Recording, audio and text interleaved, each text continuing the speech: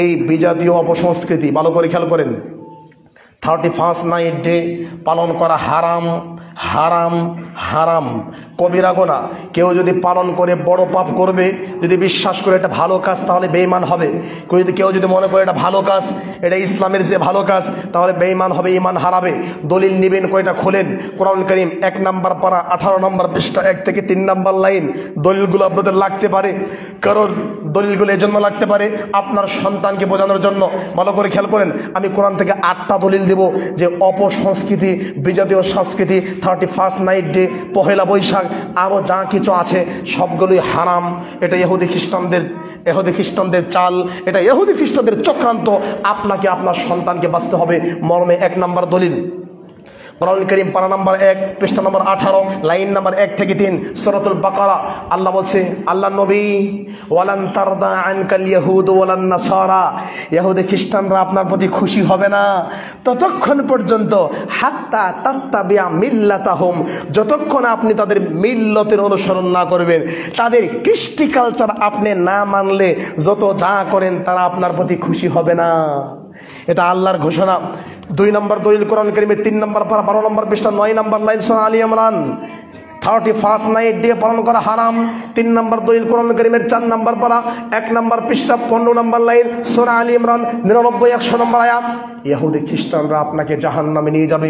4 নম্বর দলিল পারা নম্বর 4 পৃষ্ঠা নম্বর 8 লাইন নম্বর 3, 4 নম্বর পারা 8 নম্বর পৃষ্ঠা 3 নম্বর লাইন সূরা আলী ইমরান। আল্লাহ বলছে, যদি তোমরা তাদেরকে অনুসরণ করো, ফাতানকালিবু খাসিরিন, তাহলে তোমরা ক্ষতিগ্রস্ত হয়ে যাবে। 5 নম্বর দলিল 6 নম্বর পারা 5 নম্বর পারা 20 নম্বর পৃষ্ঠা হারাম। 6 নম্বর দলিল 6 নম্বর পারা 16 নম্বর পৃষ্ঠা সূরা মায়েদা, ইহুদি খ্রিস্টানদের আনুগত্য করা, তাদের অনুসরণ করা হারাম। 7 নম্বর দলিল 6 নম্বর পারা 17 নম্বর পৃষ্ঠা 1 থেকে 3 নম্বর লাইন। 8 নম্বর দলিল 6 নম্বর পারা 20 নম্বর পৃষ্ঠা 13 নম্বর লাইন সূরা মায়েদা।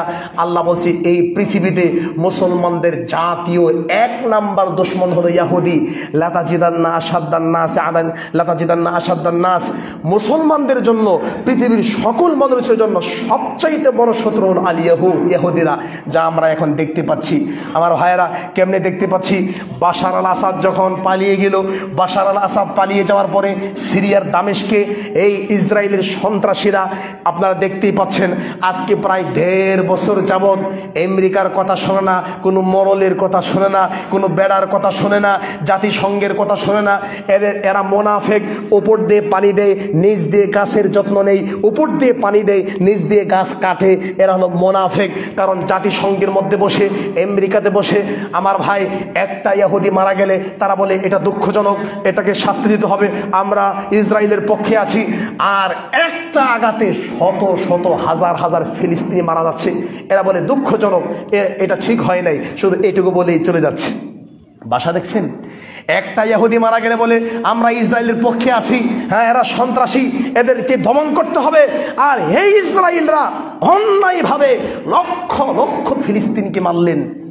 এরপরে বাশার আল আসাদ চলে যাওয়ার পরে একটা তদন্ত দেখলাম, 24 ঘন্টায় প্রায় 500 জায়গায়, 500 স্থাপনায় আক্রমণ করেছে।